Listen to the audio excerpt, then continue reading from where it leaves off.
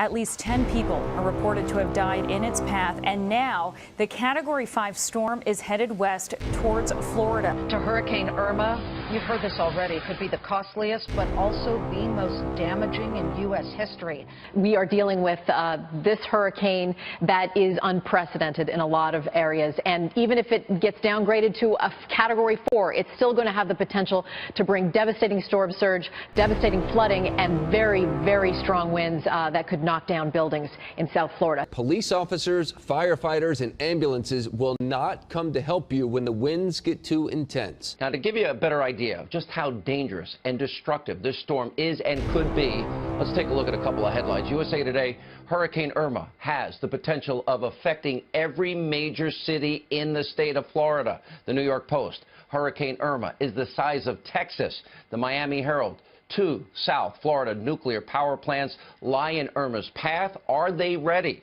And the Washington Post, U.S. military preparations for Hurricane Irma now include 4 Navy ships and thousands of troops. And the Daily Beast, Hurricane Irma, look at this, is stronger than all of 2017's other 8 Atlantic storms combined. The county ran out of bags to store all this sand in. Early this morning, they've handed out 20,000 so far. So here is the way the storm looks in terms of its size. It has been growing. It's been out there for a long time, and it's been very, very intense for a long time, and it's pushing a lot of water with it. So the forecast in the Turks and Caicos was for a storm surge of up to 20 feet, which means that it's like halfway up the ceiling and out of camera range here.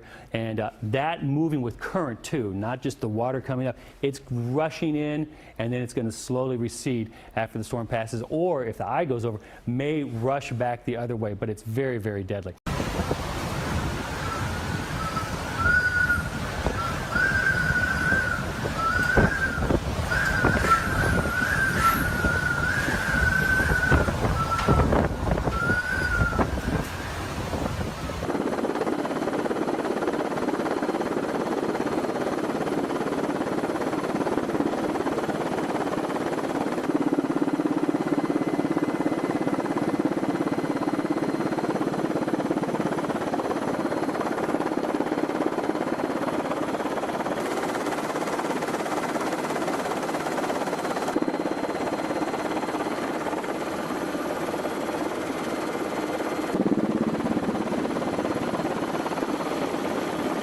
And tonight, it's a race to outrun Irma, the most powerful hurricane ever recorded in the Atlantic. The fury of this Category 5 storm was seen in the Caribbean, where at least 10 people were killed when Irma tore through there. Here in Florida, more than 1 million live in mandatory evacuation zones, and folks along the Georgia coast have also been ordered to leave. More now on the threat to Florida. 180-mile-an-hour winds seriously threaten buildings across Florida, and we've already seen the destruction they've caused in Barbuda and St. Martin. Now, officials and residents closely watching high-rise buildings and construction cranes along the coast. Our chief national correspondent, Tom Yamas, is in Miami. Good morning, Tom. George, good morning to you. Just behind me, you can see one section of Miami's beautiful glass-filled skyline. Now, that glass is one concern, but the other big concern, take a look at this angle from this same balcony. Those construction cranes there in the distance. There's 20 to 25 of them. And now officials here in Miami are advising anyone who lives in a building next to a crane to get out. This morning, Hurricane Irma causing a sky-high scare for some in South Florida. In downtown Miami, a combination of condo canyons and massive construction cranes leading to new warnings. Brickell resident Jonathan Ayal wrote out Hurricane Wilma on the 18th floor of his building. Panes of glass that were probably 40 to 50 sections at a time got sucked out and were floating like paper in the air, and then were just crashed to the ground. We start off tonight with the most potent Atlantic Ocean hurricane on record, according to the National Hurricane Center. At least 7 people have died so far. Whole islands are ravaged. Hundreds of thousands are without power tonight. And the worst could be yet to come as Irma bears down on the heavily populated U.S. Southeast.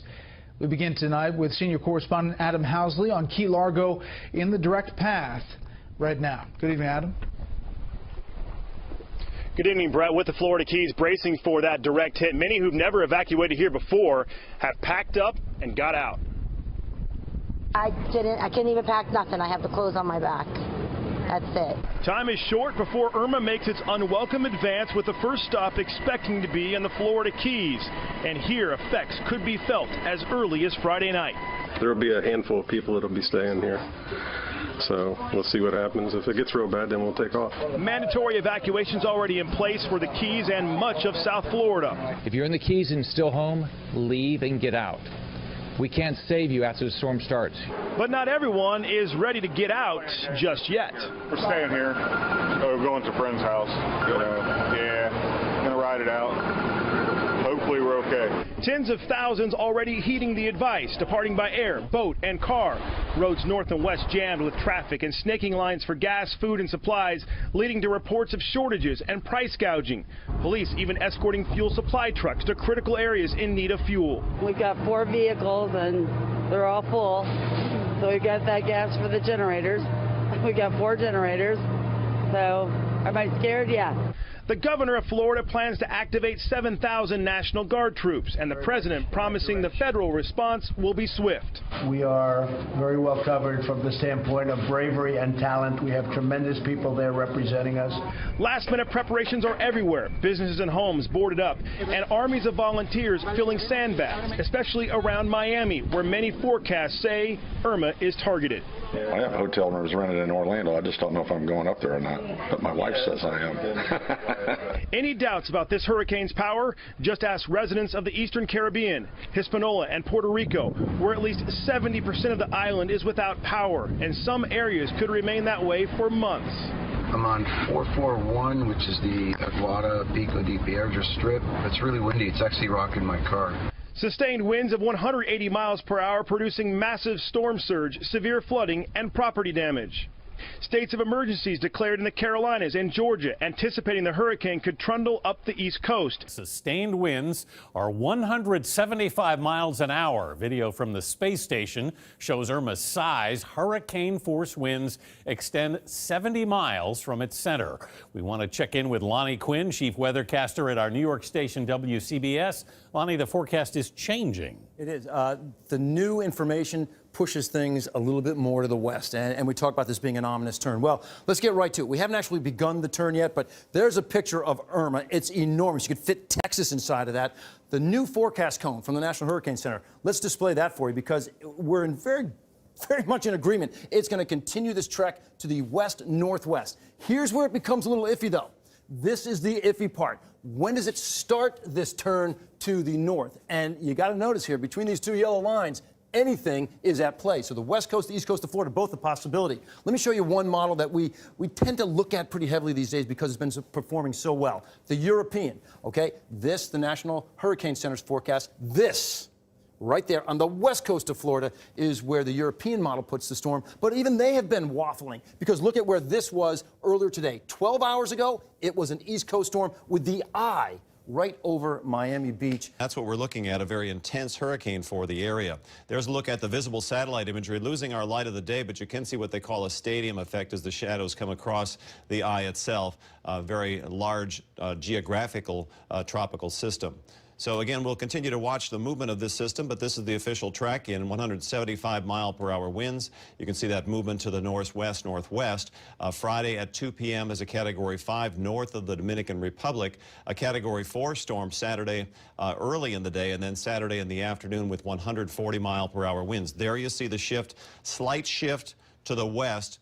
Probably as a nod to the European computer model. Have not yet read the discussion from the National Hurricane Center, but you could see that probably is what they were thinking at the moment, and then moving that cone of air all the way up into sections of the Carolinas. Now keep in mind, you can see the Tampa Bay area in that cone of air. We've been stressing this over and over again. Look at the white cone, not the center path or where those icons are moving, because this can all change.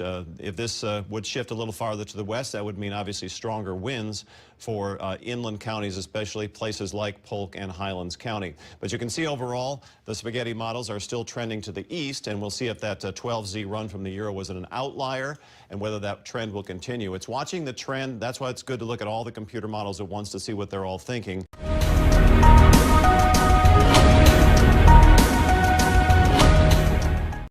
Scary stuff. Governor Rick Scott warning Floridians to get out while they still can.